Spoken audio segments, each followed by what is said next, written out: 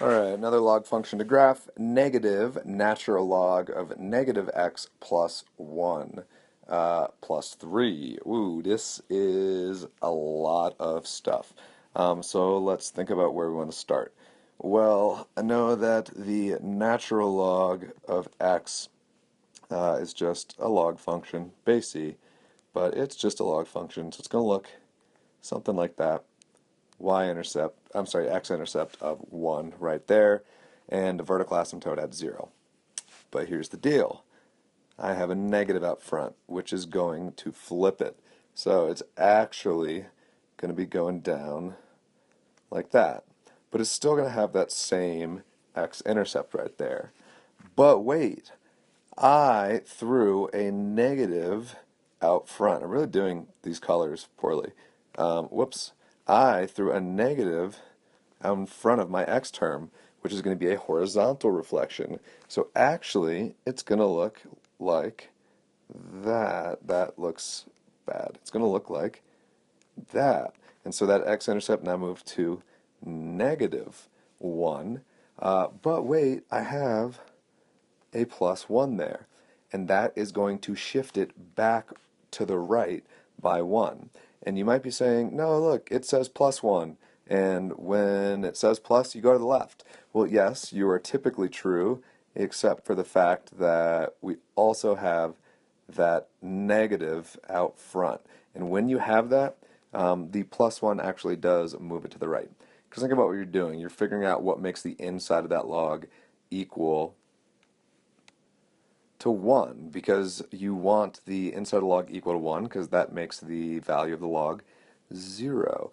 So we're actually going to move that to the right, so it's going to look like that now. So it's getting crazier and crazier, and now that that vertical asymptote shifted over to the right. But we're not even done yet, because we still have that plus 3 at the end. So that's going to shift everything up 3. So my x-intercept and y-intercept were actually both at the origin there a moment ago.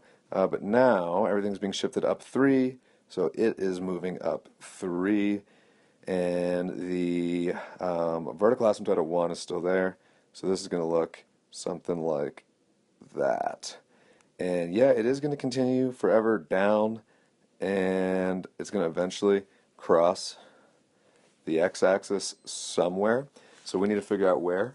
We know that the y-intercept is at a y value of positive 3. Let's make that look better. We know the domain is going to be all x values that are less than 1. And we know that the range of this function is going to be all real numbers. So we just need to find the x-intercept. So set y equal to 0, and we get negative natural log of negative x plus 1 plus 3. So subtract 3 from both sides to get negative natural log of negative x plus 1. And now let's go ahead and get rid of both of those negatives and make it positive on both sides. And now we can say that e to the third equals negative x plus 1. So e cubed minus 1 equals negative x. And so x equals 1 minus e cubed.